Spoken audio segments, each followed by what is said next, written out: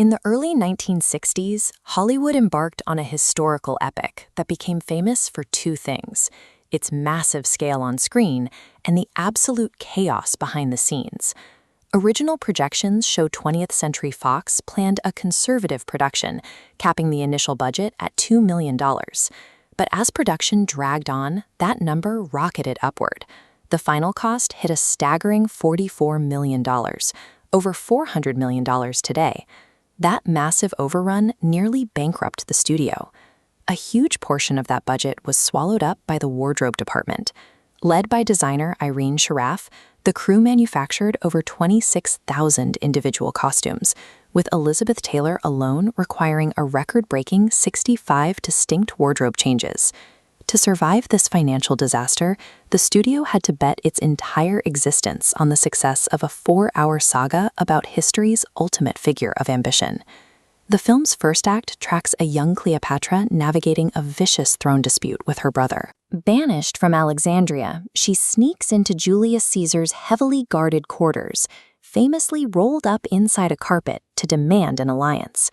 Smitten by her audacity, Caesar backs her claim with a military siege. Cleopatra takes sole control over Egypt, and soon after bears Caesar a son named Caesarion. To cement her power, she travels to Rome in a massive procession, hoping to push Caesar into declaring himself emperor.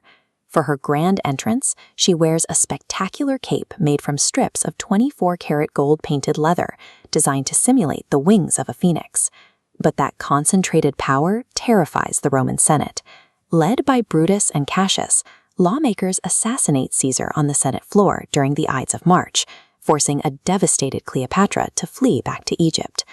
Caesar's death immediately halted Cleopatra's political ascent.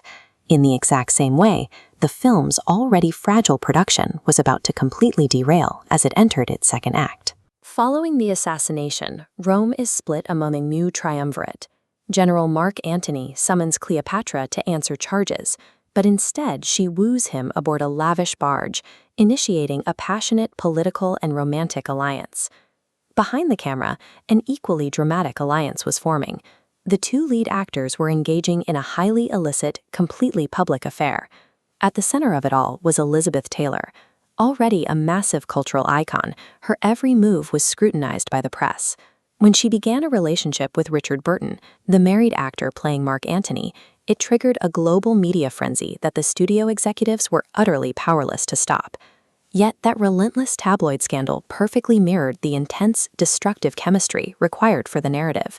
The chaotic real-life romance bled directly into their performances for the film's tragic conclusion. On screen, the political situation boils over. Called back to Rome, Antony marries rival leader Octavian's sister to seal a temporary peace pact. Feeling betrayed, Cleopatra retaliates by cutting off crucial Egyptian grain exports to Rome.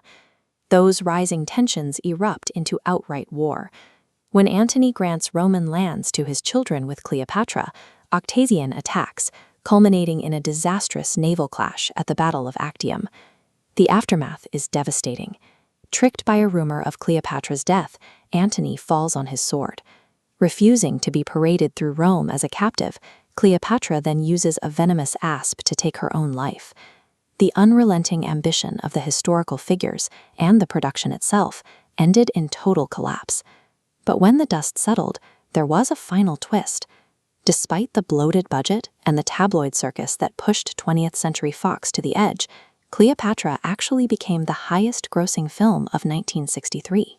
The film also secured critical validation, earning 9 Academy Award nominations and taking home 4 wins. Fittingly, one of those Oscars went to the team behind that massive, record-breaking costume design. Instead of adhering to strict historical accuracy, the designers deliberately blended ancient Egyptian symbols, like the cobra crown, with the sleek, form-fitting silhouettes of 1960s haute couture. This artistic choice ignited a massive mid-decade fashion craze, known as the Cleopatra look. Women everywhere began adopting the heavy, winged black eyeliner worn by Taylor throughout the film. The aesthetic quickly spread, popularizing sharp, geometric bob haircuts and elaborate snake jewelry that came to define the style of the era. By merging real-world political history with modern tabloid scandal and sheer financial excess, Cleopatra managed to survive its own disastrous creation, leaving behind a lasting imprint on cinema and popular culture.